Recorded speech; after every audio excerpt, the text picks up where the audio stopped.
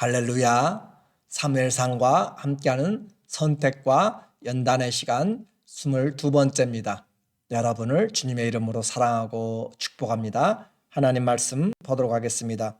사무엘상 21장 12절 다윗이 이 말을 그의 마음에 두고 가드 왕 아기스를 심히 두려워하여 그들 앞에서 그의 행동을 변하여 미친 채 하고 대문짝에 그적거리며 침을 수염에 흘리며 아기스가 그의 신하에게 이르되 너희도 보거니와 이 사람이 미치광이로다.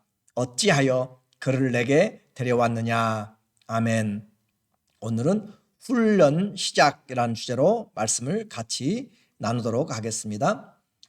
요나단과 헤어진 다윗은 이제 예루살렘 위에 있는 높당으로 갔습니다. 그리고 그곳에서 제사장 아히멜렉에게 거짓말까지 하여 골리앗의 칼과 또 떡을 얻었습니다. 2절에 보니까 다윗이 제사장 아히멜렉에게 이르되 왕이 내게 이 일을 명령하고 이르시기를 내가 너를 보내는 것과 내게 명령한 일은 아무것도 사람에게 알리지 말라 하시기로 내가 나의 소년들을 이러이러한 곳으로 오라고 말하였나이다. 다윗은 지금 왕에게 쫓기는 신세가 되었는데 왕의 명령으로 지금 급하게 임무수행, 공무수행이다라고 그렇게 이야기를 하고 있어요. 다윗의 본격적인 도망자 신세입니다. 오늘부터 시작되는 사무엘상 21장부터 사무엘상이 끝나는 31장, 그리고 사울이 죽고 그 소식을 듣게 되는 사무엘하 1장까지 해서 다윗은 계속 쫓겨다니는 신세를 면하지 못합니다. 하나님을 믿지만 현실은 아무런 능력도 또 의지할 거처도 하나도 없이 떠돌고 있습니다. 오히려 생명의 위험을 무릅쓰고 급기야는 정치적인 망명을 시도하려고 유대를 떠나 이스라엘의 원수인 블레셋 가드 왕 아기스에게로 갔습니다.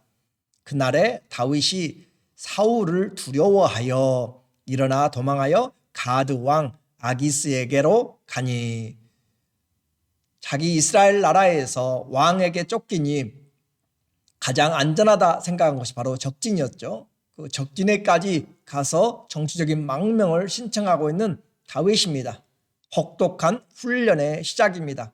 하나님의 사람, 쉽게 만들어지지 않고 하나님의 충성된 믿음 일꾼들은 그냥 얻어지는 것이 아닙니다. 이제 다윗에게 분명하게 보이는 하나님의 인도하심은 없습니다. 하나님의 도움은 보이지 않고 하나님은 침묵하시는 것 같고 또 갈 길이 보이지 않아서 어디가 길인지 무엇을 해야 될지도 알지 못합니다. 이처럼 시험은 누구에게나 자신감을 떨어뜨리고 우리가 받은 하나님께서 우리에게 주신 위로부터의 부르신 표대를 잃어버리게 만드는, 또 잊게 만드는 그런 일을 바로 시험이 우리에게 가져오게 됩니다. 다윗은 한때 하나님의 이름을 힘입고 거인 골리앗을 물맷돌로 죽였던 그런 믿음의 용사였습니다. 그러나 그런 다윗의 그 모습은 온데간데가 없고 이제 우리가 일상 시험에서 겪게 되는 것처럼 다윗도 이런 침묵의 시간, 답답하고 들리지 않는 그런, 또 일이 풀리지 않는 그런 어둠의 시간이 있습니다. 사람이 성장하거나 또 식물이 성장할 때도 따뜻한 햇빛만 있는 것이 아니라 강한 바람과 추운 눈보라가 몰아치고 그것들을 견뎌야 되는 것처럼 우리의 믿음도 이런 풍파의 훈련의 시련들을 통하여서 견고해지고 정금처럼 나오게 됩니다. 그냥 일이 잘 풀려서 직진 인생, 그것은 위험합니다. 한번 넘어지면 일어설 수가 없습니다. 좌절과 시련을 통과하면서 포기하지 않고 하나님의 말씀을 끝까지 믿음으로 붙잡고 가는 것이 신앙의 여정입니다. 존 번연의 철로 역정에도, 천국을 향한 순례 여정에도 가는 곳마다 그를 넘어뜨리게 하는 시험과 유혹과 미혹들이 있습니다. 그것들을 이겨내고 끝까지 하나님이 부르신 그 천국 문에까지 가게 되는 것이 신앙의 과정입니다. 쉬운 길이 아닙니다. 그러나 우리는 또 하나님의 성령이 우리와 함께 하시고 말씀이 함께 있으므로 우리는 이겨낼 수가 있습니다. 다윗이 하루아침에 믿음이 좋은 사람이라고 그렇게 우리는 생각하면 안 됩니다. 그는 인생의 배신을 당한 것이죠. 가장 가까운 그런 장인으로부터, 그리고 그가 공을 세웠던 나라로부터 왕이 자기를 죽이려고 지금 하고 있습니다. 그리고 그 왕이 그를 잡으려고 할 때 그는 자기 원수에게 도피하는 그런 정치적인 망명은 결코 쉬운 것이 아닙니다. 아기스에게 갔더니 아기스의 그 신하들이 하는 말이 더 기가 막힙니다. 11절에 아기스의 신하들이 아기스에게 말하되 이는 그 땅의 왕 다윗이 아니니까. 그 땅의 왕은 지금 사울입니다.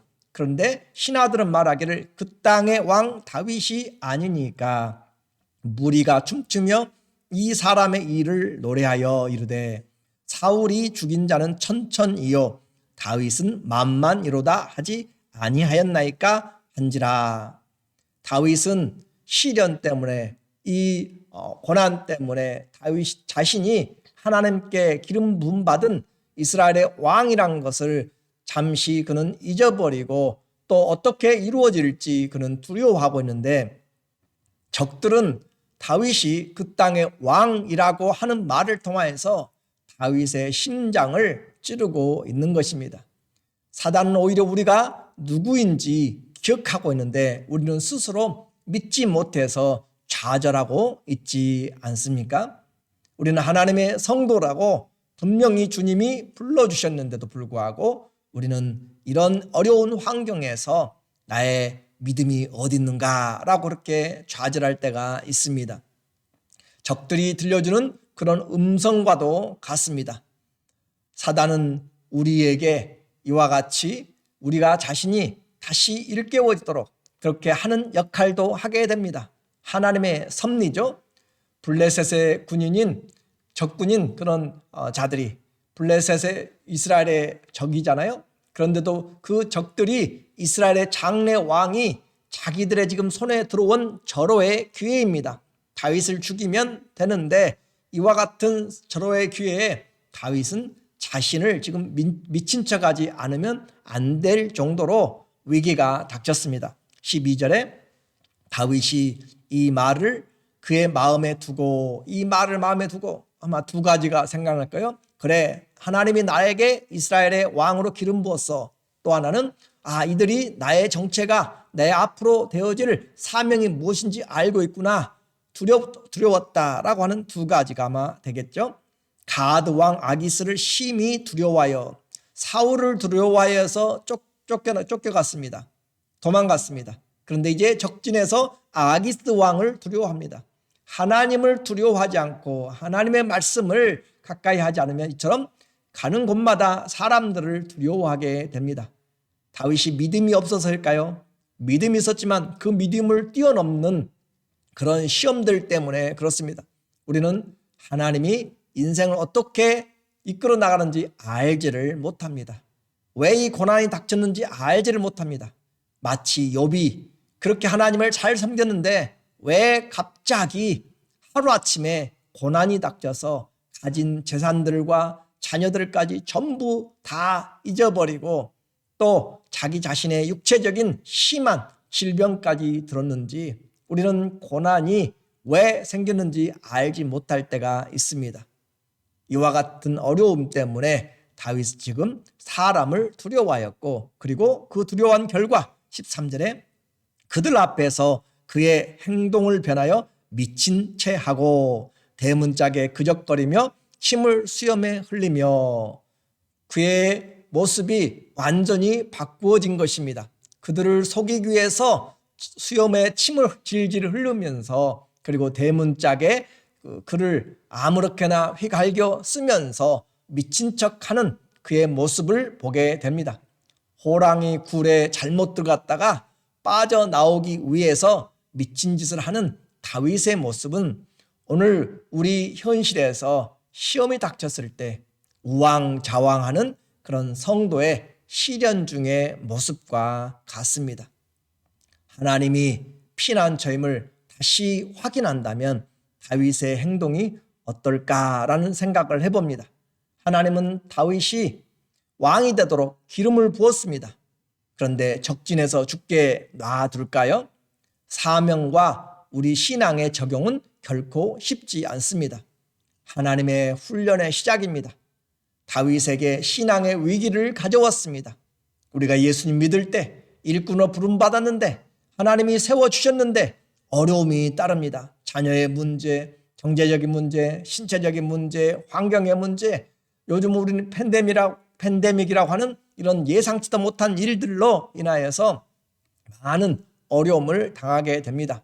돌아보니까 제사장에게 거짓말하고 또 적진으로 도피한 것, 그리고 적들의 신하들도 다윗이 왕임을 기억하고 있는데 정작 자신은 하나님의 섭리를 의심하고 있습니다.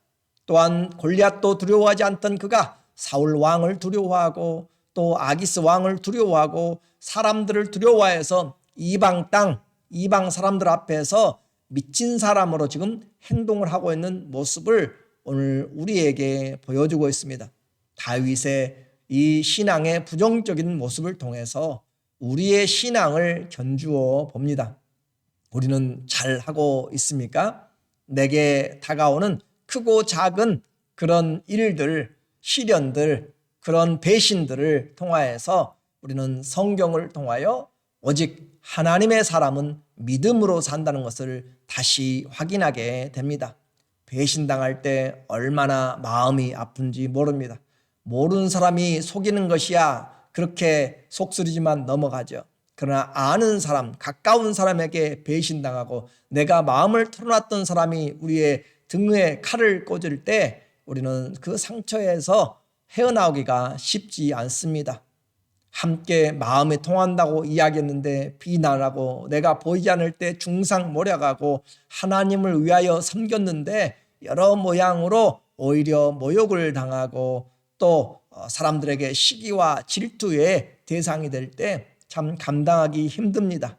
성경은 이와 같은 사람들이 많았음을 이야기하고 있고 오히려 의를 위하여 핍박받는 자에게 하나님의 상이 크다고 말씀하시고 선지자들도 동일한 핍박을 받았다라고 이야기합니다. 하나님의 사람들이 꼭 잘못해서만이 핍박받는 것이 아니라 잘했는데 핍박받는 때가 많이 있습니다. 내일 보게 될 그 22장에서는 하나님을 도왔고 하나님의 일에 아무것도 모르고 도왔던 아히멜렉과 그의 제사장직 85명이 죽임을 당하는 대사륙이 나타납니다. 우리는 이해할 수 없습니다. 그러나 성경은 우리에게 분명하게 그러므로 우리 인생을 사람의 눈에서 평가하지 말라라고 이야기합니다.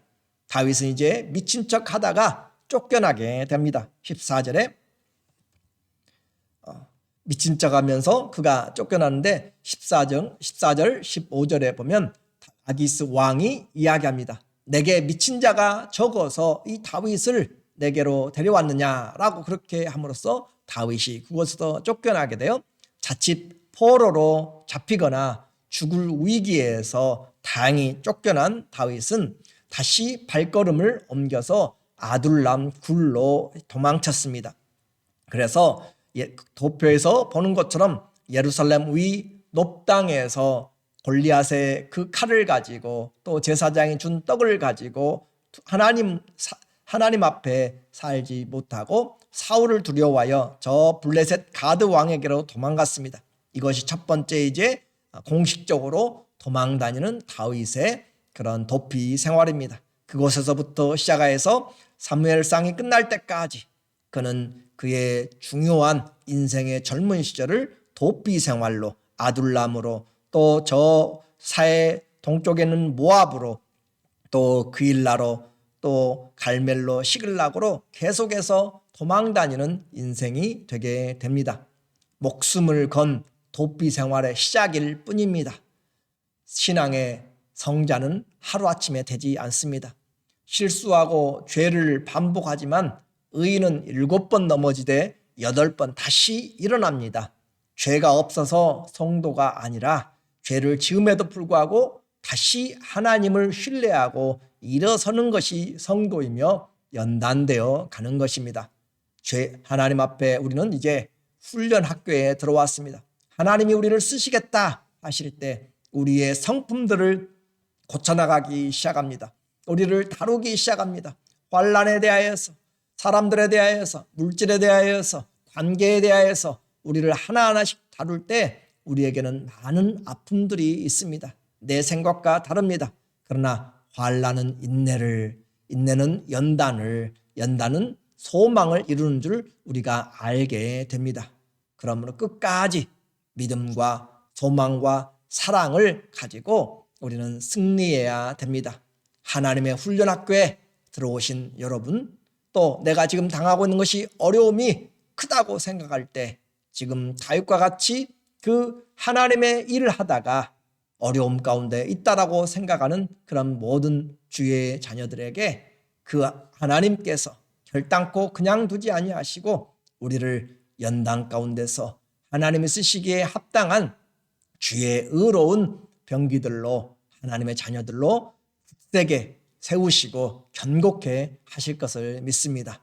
하나님의 훈련학교에 들어오신 여러분을 환영하고 주님이 광야에서 예수님을 도왔던 것, 성령이 도우셨던 것처럼 오늘 우리에게 성령 안에서 주의 말씀으로 여러분을 말씀으로 인도해 귀한 하나님의 일꾼들로 세우실 줄로 믿습니다. 다 같이 기도하겠습니다.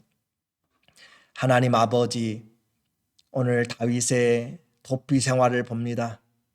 믿음 안에 좋은 길만이 아니라 힘들고 어려운 삶들이 지속적으로 닥칠 때 우리에게 성경은 교훈과 책망으로 올바르게 신앙생활하도록 우리에게 소망의 길을 인도해 줍니다.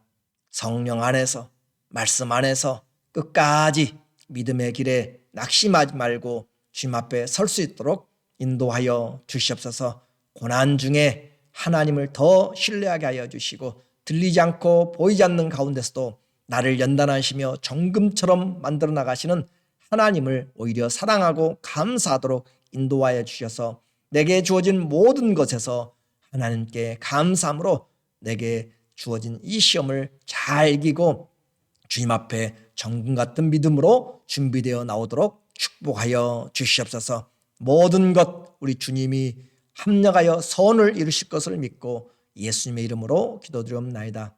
아멘. 우리의 삶의 훈련이 시작되었습니다. 영적인 훈련의 교관은 하나님이십니다. 우리가 어려워도 하나님의 손 안에 있음을 알면서 끝까지 하나님을 신뢰하고 믿음으로 승리하시기를 주의 이름으로 축원하고 사랑하고 감사합니다.